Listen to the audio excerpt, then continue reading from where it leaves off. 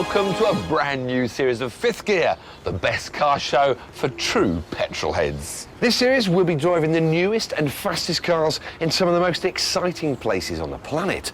And we're starting as we mean to go on. Welcome to Abu Dhabi. It's home to the most spectacular Grand Prix circuit in the world. And today, we'll be thrashing around here answering one big question. Who's fastest, man or machine? Get on it!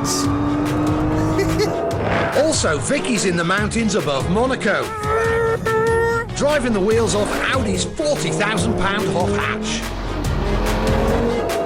Jonny hits incredible speeds in a car fitted with a 27-litre plane engine. And we all go very, very off-road in BMW's brand new 4x4. But before all that, let's introduce you to our playground for the day. This is the billion-pound Yas Marina circuit. Built on a man-made island, it's the breathtaking home of Formula One's most extravagant race, the Abu Dhabi Grand Prix.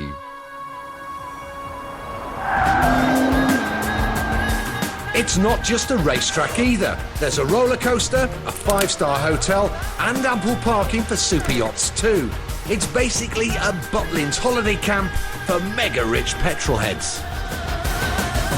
The circuit itself is like no other. The royal family have their very own solar-powered sun tower. The pit lane exit is via a tunnel under the track. And the 44,000-seat capacity grandstands are all covered with exotic canopies. Today, we've got this incredible place all to ourselves, and we're going to use it to answer the hottest question in motoring. Who's quickest, man or machine? With cars being fitted with increasingly sophisticated traction control computers, have we reached a point where electronics can make a car grip harder and lap faster than a human? We'll use this Nissan GT-R, a car with more high-tech computers than any other, to find out. Can I, with all the driver aids on, beat him with the driver aids off? The computers perform thousands of calculations every second to give the car as much grip and speed as possible. But can they really make the car lap faster than a human can? Today, using this epic motorsport arena, we're going to find out. First, a lap with the computers on. Right, start the clock. So, That one. 230 kilometres an hour. quite quick, isn't she? Yeah, it's quick.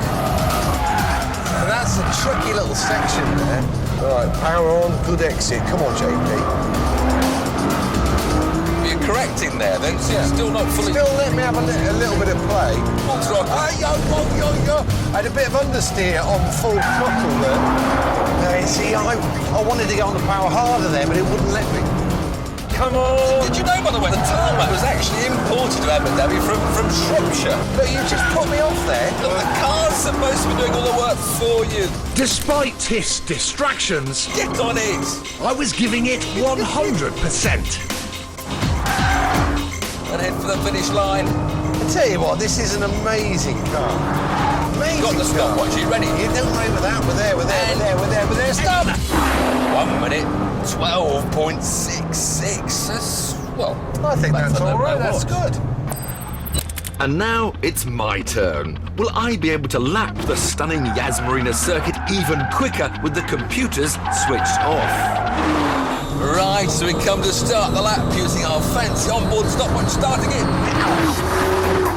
I think you'll notice the difference. Just relax, Jason, and enjoy. I'm relaxed. I'm just slightly perturbed. I've got the freedom of traction, and it's me on the throttle. There's no interruption. This has got to be quicker. The understeer's still there that you had. Still there a bit, isn't it? But it loosens up now on acceleration. Lets you go on the exits. Under the hotel with a flash of opposite lock. Of course, with the electronics switched off, you have to fix your own mistakes, which requires computer-quick human reactions. Now all Yeah, she wants to bite you there, doesn't she? Lovely. Feeding the power. It's got fantastic traction though, hasn't it, really? With the GTR giving me total control of the power, it was more fun, but was it as quick? Oh, the traction's there, but it's fighting to get away, but it's not being interrupted by any stability control as we head for the finish line. And we're going to get the time is... Ready, steady, stop the watch. 11:63, so it's a second lap quicker. That's more than I thought, actually. It just shows how, because it's a brilliant system, but you can't feel it interrupting that much. It's taking a second a lap. Yeah. See, the driver can still beat the brainiacs. Yes. And now it's time for Vicki, in what could be the hottest hatch that's ever been made. Welcome to Monaco, expensive town full of people with expensive tastes, which is why this Audi RS3 should be right at home here. The price, have a guess, £40,000. Yes, 40 grand. This is Audi's brand new flagship A3. Built by the boffins in the Quattro division, it has high-performance trinkets like carbon fibre front wings. To test it properly, I need to swap the tax haven for driving heaven, which means a trip to the hills up there. The Col de Turini is an iconic twisting piece of tarmac that cuts across the Alps and is one of the most hallowed stages of the legendary Monte Carlo rally. There is no better workout for a road car, and I can't wait to drive it. Now, let me give you some numbers. 2.5 litres, twin turbos, 7-speed DSG gearbox, 335 brake horsepower. Acceleration is fantastic. 0 to 62 in 4.6 seconds. That is phenomenally fast. Let me put that into perspective. It is quicker than a £75,000 Porsche 911.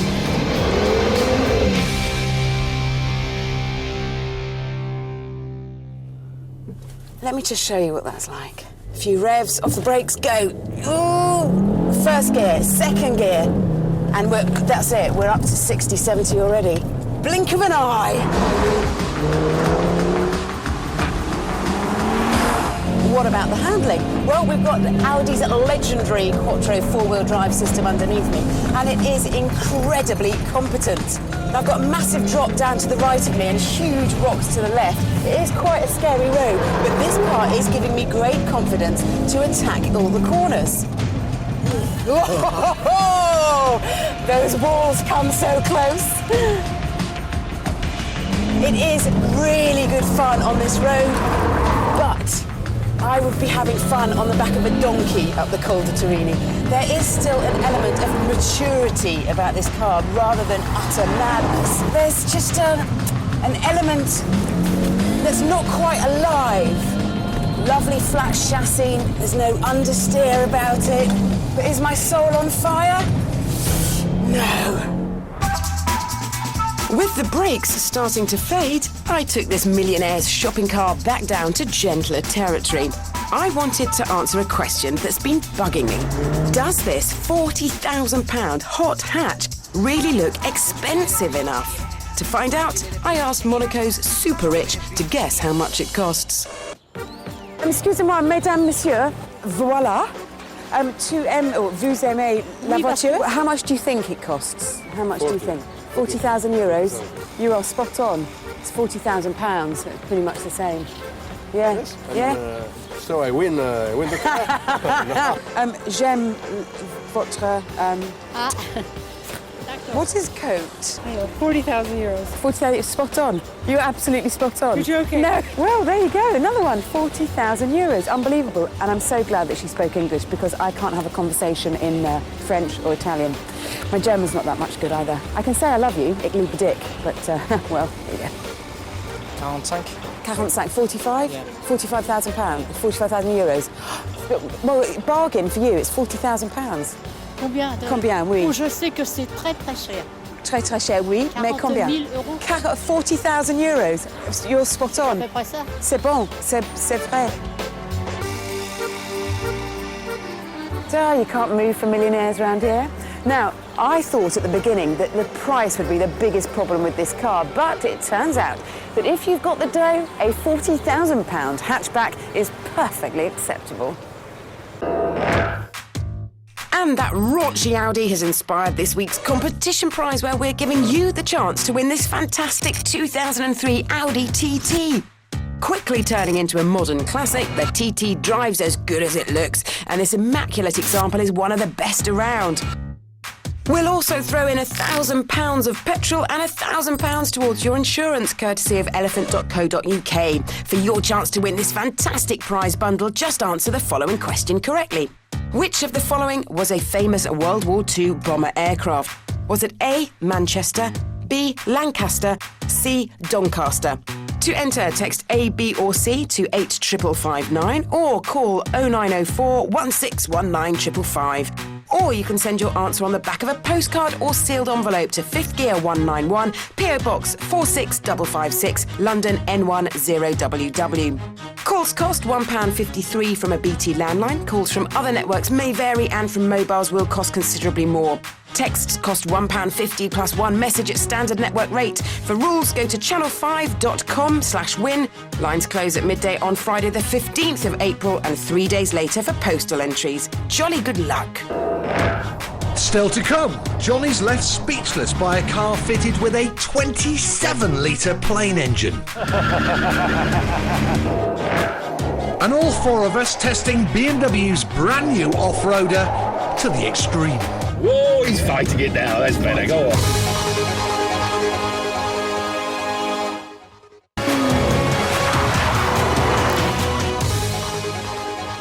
Welcome back to 5th Gear, where it's time for a new feature with all four of us testing a brand new car at the same time. So, let the arguments begin. We're at 5th Gear's high-tech testing facility, and today we're putting BMW's new mid-sized 4x4, the X3, through its paces. Instantly, I'm annoyed. Because, look, this is a brand new car. It's all got moisture inside there. What's going on? It doesn't feel premium and special, and let's not forget this is a 30 grand car. At the start of this, I thought that the X3 was very much a poor man's X5. Yeah. And I immediately would always buy a second-hand X5 rather than a new one of these. Yeah. End of. It's just a bit dull. It's, to be honest, it's a disappointment from BMW. But the leather was plasticky, the dashboard's boring, old. Now this I've got issues with across the BMW board. What's wrong with The that? shape of the gear stick. It fits your palm beautifully, ergonomic. I had a joystick for my Commodore 64 like that in about 1989. It's not a looker, but it's a great driver. We drove it on an alpine hill route, which is a really challenging part of the road. Lots of off-cambers, lots of, blind crests, great piece of tarmac. And, we drove it in the style that BMW should be driven in. It's late. How you got away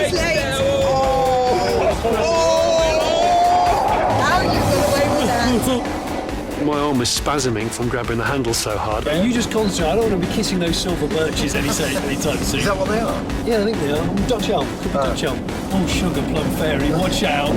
He was hammering it into the corners, and it was gripping. And the amazing thing was there's very little interruption from the anti-skid control systems that showed how well the basic chassis was doing. Oh, yeah, handles. Nice grab handle. Yeah, good grab handle. That 2-litre diesel and that 8-speed auto gearbox, both a really, really creamy combination. Very impressive and really, really economical. And the speed you were driving, the lack of body roll, just you don't feel like you're going that fast, amazingly. No. It's not uncomfortable being a passenger at high speed. No. Plato drove the wheel bearings off that thing today. Whoa, he's fighting it now. That's fine. Go on. And we jumped it, obviously, which is what you're going to do if you're a mum taking your kids to school in an X3. Oh, you fighter! That was great. Can we do it again? Yes, I believe we had some air. A foot of it. I didn't realise it was capable of that. Oh my gosh! I had to shut my eyes. I'd say all the special electronics kicked in and jumped on the brakes, yeah. It didn't feel like a cumbersome four-wheel drive at all. It did feel sort of quite agile and quite sporty, which surprised me. Do you know, this weighs like 25 kilos less than the last X3. Jonny, you're boring me. Do you know what I'm saying, Orange? That was a mint comment. Do you know, this is true, right? Well, I just thought, I think my nose is bleeding after that. So, after initial reservations about looks and build quality, a drive in the car turned around most of our opinions, though Jonny's score out of 10 reflected his concerns over value for money. I'm going to give the X3 a 6. And the score for the BMW X3, a solid 8. Score for the X3 from me? BMW scores an 8 for its drive and a 6 for the rest. That's an average of 7 then, JP, giving the BMW a score of 29 out of 40 for our first ever team test. And if you want more info on the BMW and its rivals, head to our website channel5.com/fifthgear. Right, now it's time for Jonny, with the sort of thing that's typically Jonny. An old banger with an aeroplane engine. Whatever next. In the last couple of years, I've managed to hitch rides in two of the most incredible cars on Earth. First, Andy Frost's Red Victor 1, a 1972 Vauxhall Victor which hit 189 miles an hour in 8 seconds and cracked 0 to 60 in 1 second.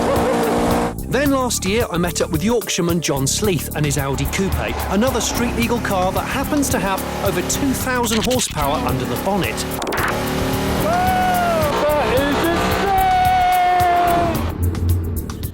There's something deeply fascinating about a bloke that spends years beavering away in a lockup, quietly creating the ultimate masterpiece vehicle. Because at the end of the day, even if they had £1 million to spend on a supercar, it just wouldn't hit the sweet spot.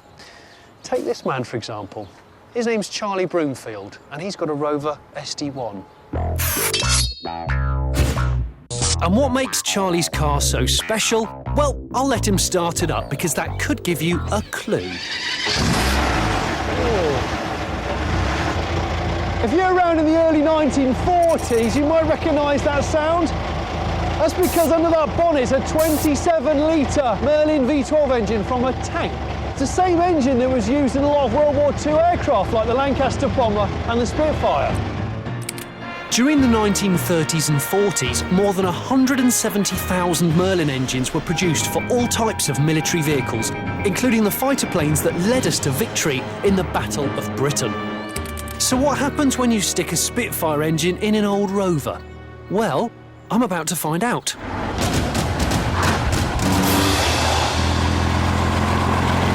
Such an amazing delivery of power. I've never been in a vehicle so low geared. So low revving. Yeah. We're really chucking it into corners and it's actually pretty stable. Not bad, is it? I love the fact that it's got air conditioning, electric windows. Yeah, let's see if that's... Oh, there it is. Let's just put the AC on. that cold? Yeah, it is cold. Yeah. It's drying my eyes out, yeah. He bought the engine from a military breaker's yard, setting him back just £1,000. And because it's a pre-2001 car, the tax is only £205 a year. Does it actually owe you very much money? No, not really. I bet it's less than 10 grand. Really? Yeah. Is the car finished now? Is that it? Is it done? It'll never be finished. I'll be finished before it is. Really? Yeah, I reckon. Charlie's biggest problem has been making the car go fast. You see, despite having way more torque than a Bugatti Veyron, the engine's rev limit of around 3,000 RPM would give a measly 50-mile-an-hour top speed through the standard car's gearbox.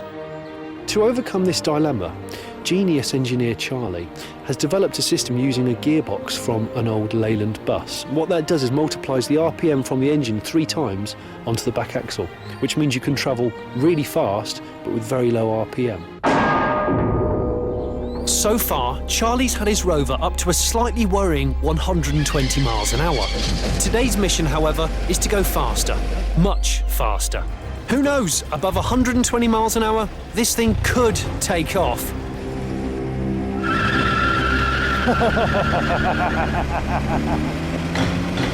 Wheel spin, a lot. We're doing 70 already. We're doing 80 already. We're doing 90 already. 1,550 pounds-feet. V12, 27 litre. We would have been on this runway in an aeroplane with this engine, and it would be taking off around about now, but we're staying on the ground, I hope. at 1500 RPM. It's doing 120.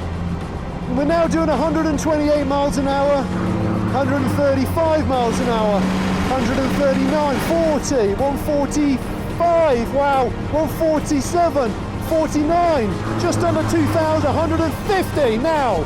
150, 151, 152, 153, 154, 155, 157, 158, 159, 160, 161, 162.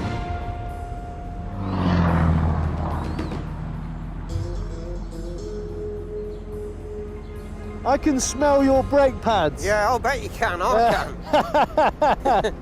That's really good. Thanks very much. That is great. It's been a pleasure. It felt like a miracle, but Charlie's not stopping there. He's aiming to hit 200 miles an hour in the next 12 months. And the only place in Europe where this is possible? A runway in Germany. Charlie, you're a ruddy hero. Next time on Fifth Gear, Tiff's in Lapland, experiencing a track day like no other. This is totally mad. Vicki drives a very special £100,000 version of the BMW X3. And I fill the mountains with the sound of Aston Martin's brand new V12 supercar. And here's a reminder of our competition where you could win this stunning 2003 Audi TT, £1,000 worth of petrol and £1,000 towards your insurance, courtesy of elephant.co.uk. For your chance to win, just answer this question correctly. Which of the following was a famous World War II bomber aircraft? Was it A, Manchester, B, Lancaster, C, Doncaster? Lines close at midday on Friday the 15th of April and 3 days later for postal entries. Good luck. And you can catch that Lapland Lap with Tiff next Friday here on Channel 5 as the new series continues at 7:30. Next this morning, we go gadgety.